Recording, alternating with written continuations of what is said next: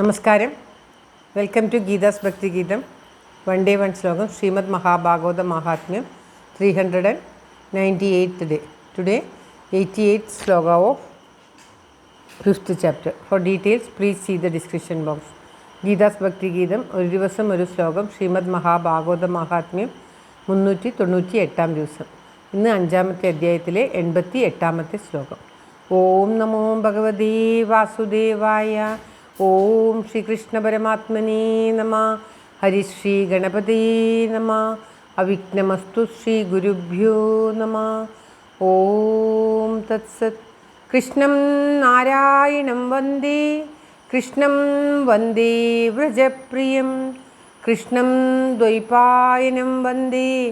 കൃഷ്ണം വന്ദേ പൃഥാസുതം. ശ്രീപരമാനന്ദനാഥനായി അദ്വൈത ദീപമായി മോക്ഷേക്ഷു വൃന്ദമന്ദാരമായി കാരുണ്യവാരിധിയായി വിഭൂദേശനാം നാരായണൻ മമ മന്ദത മാറ്റണം. ഓം തത്സത്.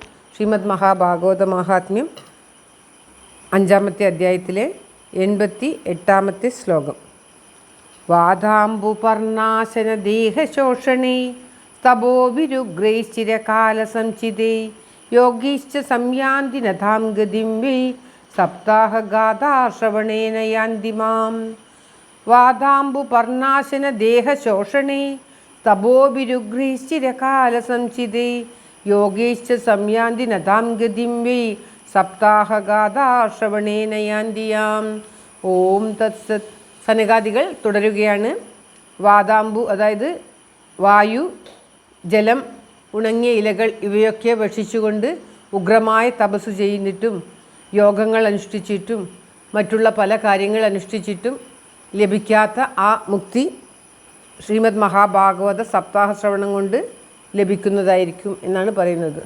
അത്രയും വളരെ കഷ്ടപ്പെട്ടിട്ടുള്ള യോഗങ്ങളൊക്കെ അനുഷ്ഠിച്ചാൽ ലഭിക്കാത്ത ആ മുക്തി, അത്രയും കഷ്ടമാണ് മുക്തി, മോക്ഷം ലഭിക്കുവാൻ, ഭഗവാന്റെ സാരൂപ്യ മുക്തി ലഭിക്കുക എന്നുള്ളത് നമ്മുടെ ഏറ്റവും ഒടുവിലത്തെ ഏറ്റവും അപ്രാപ്യമായൊരു ഇതാണ്. അങ്ങനെയുള്ള ആ മുക്തി വളരെയേറെ തപസ്സുകളൊക്കെ ചെയ്ത് യോഗീശ്വരന്മാരൊക്കെ തപസ് ചെയ്ത് വെറും വെള്ളവും വായുവും ഉണങ്ങിയ ഇലകളും മാത്രം ഭക്ഷിച്ച് കാടുകളിലും ഹിമാലയത്തിലുമൊക്കെ പോയി തപസ് ചെയ്ത് അനുഷ്ഠിച്ചിട്ടും ലഭിക്കുവാൻ വളരെ കഷ്ടമായിട്ടുള്ള ആ മുക്തിപദം, ആ മോക്ഷം സപ്താഹം വളരെ ശ്രദ്ധയോടുകൂടി കേൾക്കുന്നത് കൊണ്ട് ലഭിക്കും.